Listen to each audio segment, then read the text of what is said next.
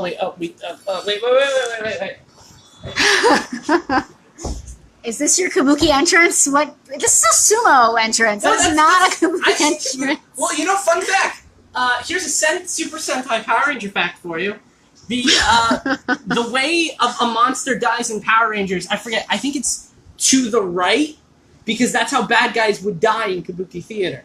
And a huge influence for Super Sentai. That's fascinating. Was Kabuki theater. I'm gonna flip it around and introduce. Hi, everybody. Hi, it's we're and Andrew doing this here, again, finally. Doing this whole Friday with Andrew thing again after a month-long, 3-week a hiatus of sorts. We've got a lot of books. Yep. A lot of books. Yes. So let's get right into the book talk. So, yeah, great. So I have a few requests. This is my best of July, basically, because I did, only 1 week of July, Fridays with Andrew type situation. So this is basically my month of July. And, so the best of July that month was Exiles, Nancy Drew and the Mystery Story of the Case of the Cold Case, Mech Cadet U, Shattered Grid Power Rangers, Infidel, Immortal Hulk, Brothers Dracul, Transformers Unicron, and Royal City. There were actually 2 Royal Cities in July, but that was the beginning of the month. So, yeah, because we're on very short time, we're about to close soon, so I gotta rush through it. Exiles number 5, the arc is closed out. The bad guys revealed and defeated. And Little Wolvie continues to be the best new character. Oh, where is he? There he is. Little Wolvie. Little Wolvie, guys. Let me just say, Little Wolvie. It's not a complete spoiler. Little Wolvie saves the day. Oh, Little Wolvie. I'm not telling you how, but he might. And it's not by saving pies. Mech Cadet 10. Mech Cadet U10. The penultimate issue. It's Earth versus Space Bugs. Everyone's favorite. Space Bugs might be connected to giant robots. Other stuff. Spoiler stuff. Friendships forged. Sacrifices made. Young adult adventure to the end. Love it. Alright. Info number 5. The completion of the miniseries. Cranky Watch 2018. Infidel might... Oh, yeah. I kind of forgot about that whole Cranky thing. Oh, yeah. We were going to do a movie Cranky and show Cranky. That's not what I'm talking about 2019. Yeah. Next year. So I'm saying Infidel might be a favorite. It's not going to get best cover. I've already got that one on lock. Yeah. No, don't. Penelope won 1 category. She got it. So I haven't talked about it. It's great. The culmination of all the horror, we kind of figure out what the thing, the evil was, but it's still also open to interpretation. And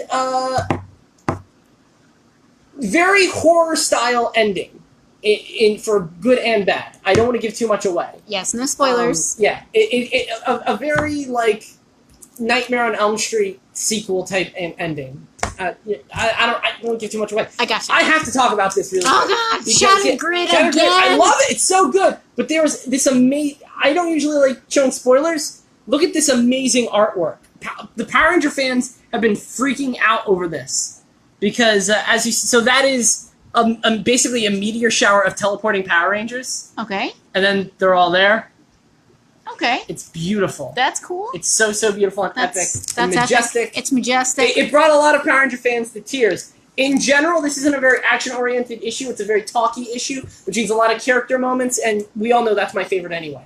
So this has been a highlight of Shattered Grid. Shattered Grid, by the way, an amazing comic book event. Immortal Hulk number 3, Rashomon in comic book form.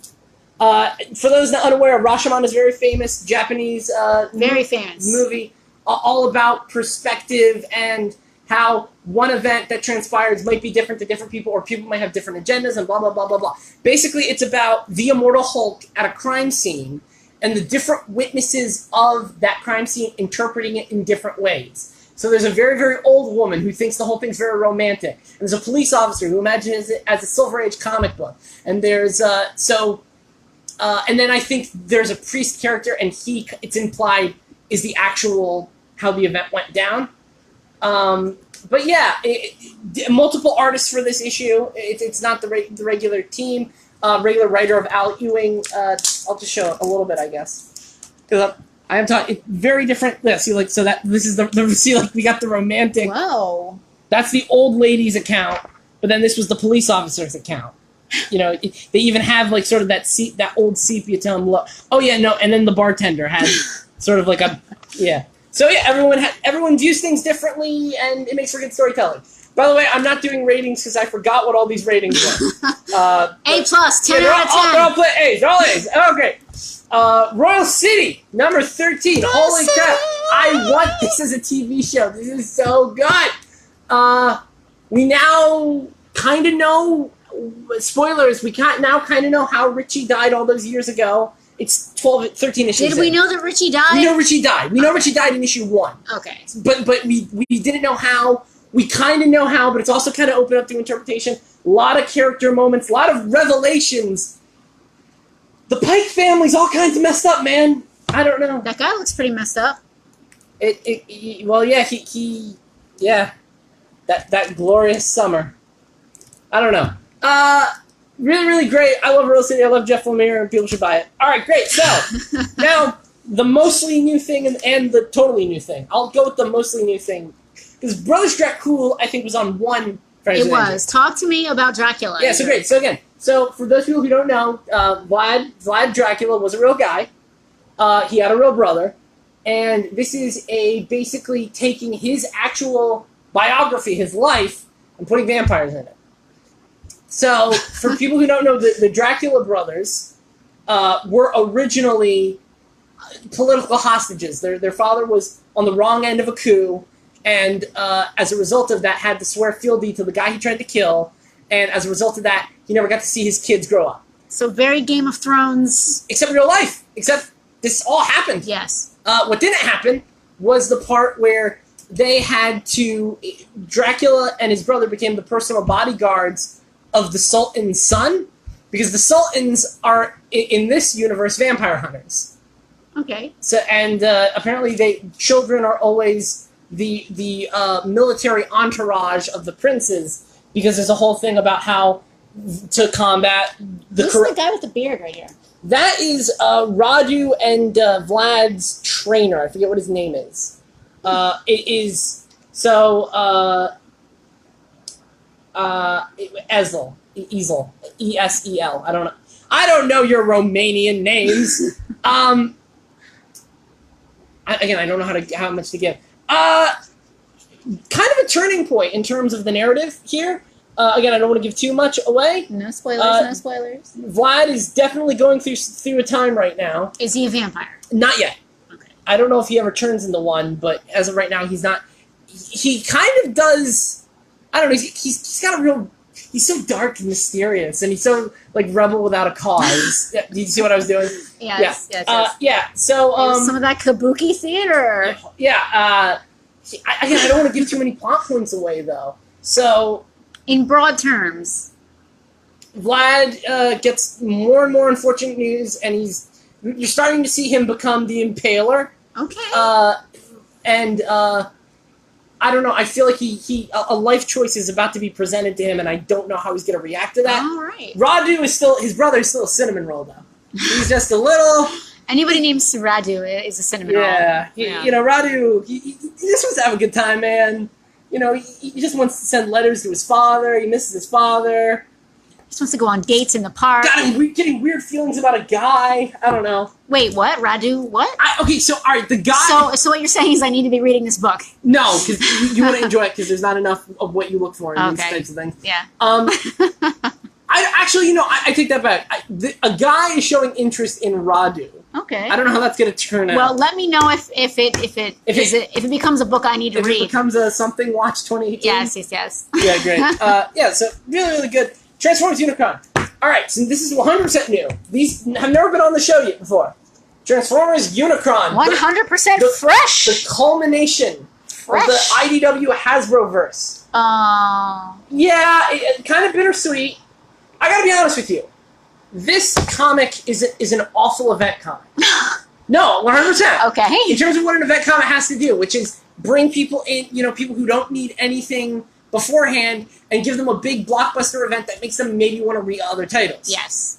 As that, this isn't good.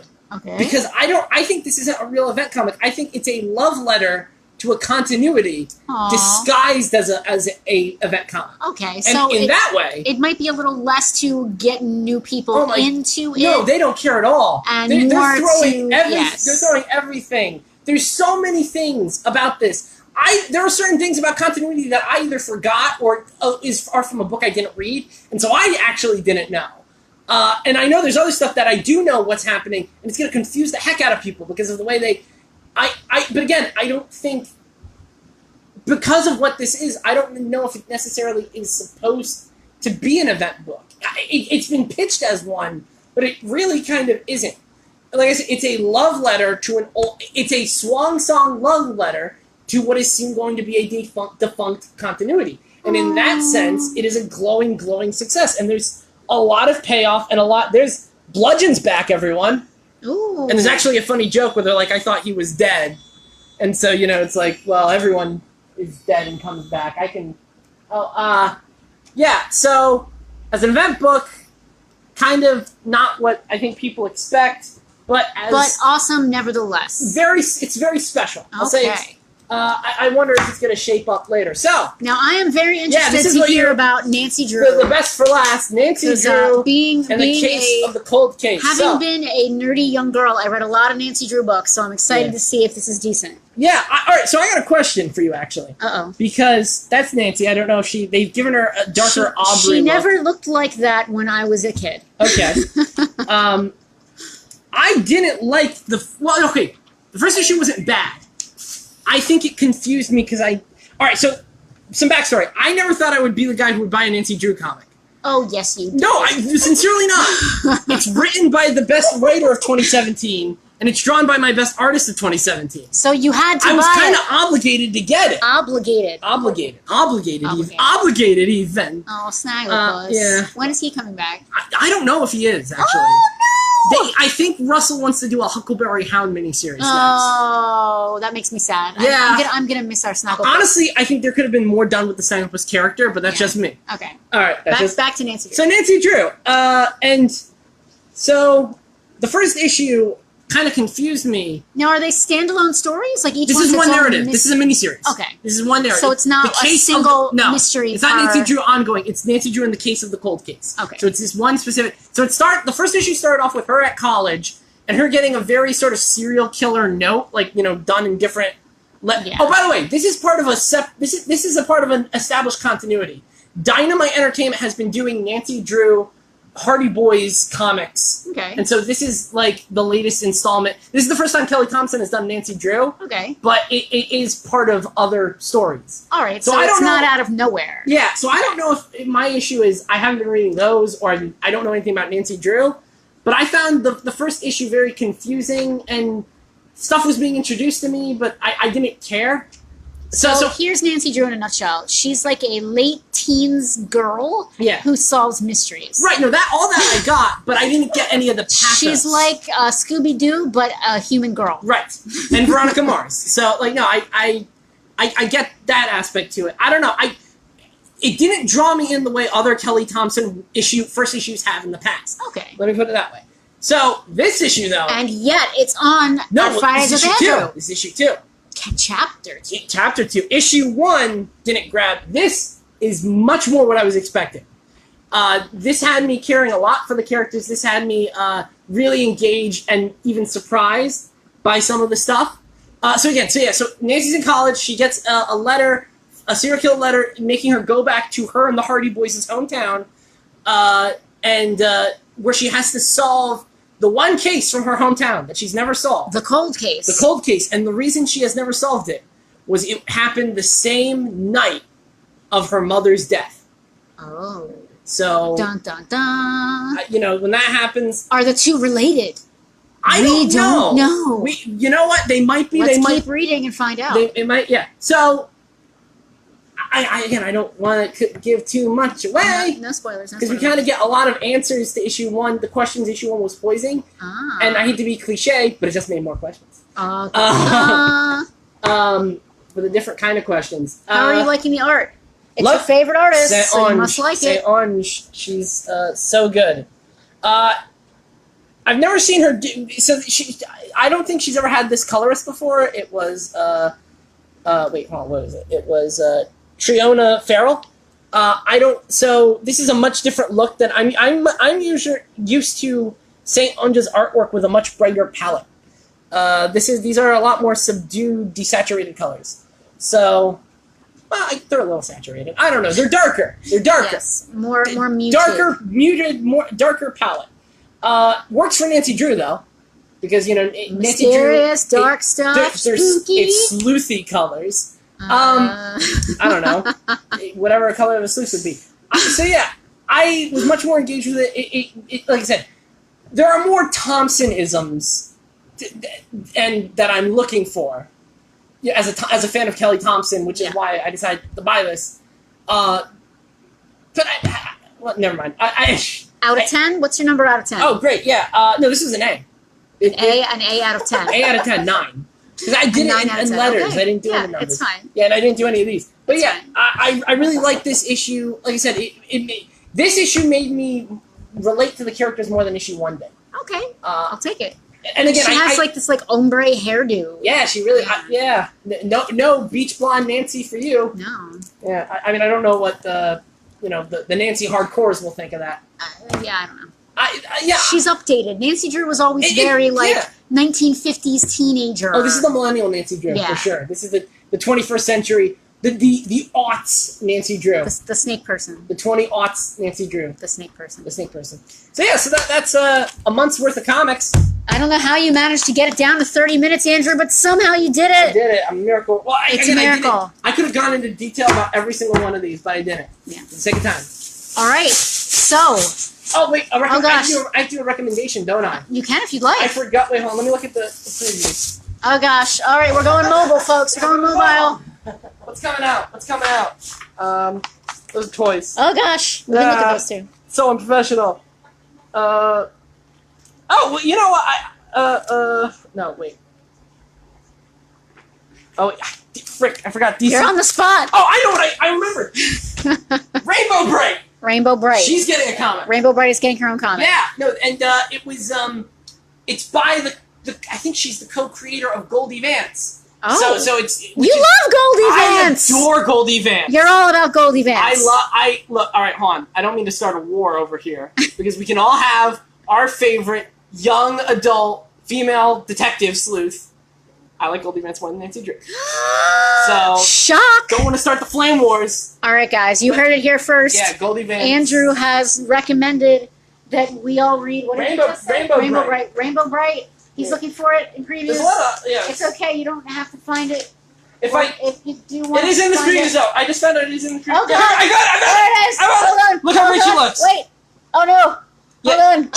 I'm messing up. Jeremy Wheatley and Brittany Williams. Wow, what an outfit. Holy cow. Yeah. Well, that's the classic dude. It is. Now, hold on. That isn't Williams' artwork. No, that is classic Rainbow Bright. Well, technically, this is classic. This one. Yes. I think about that one.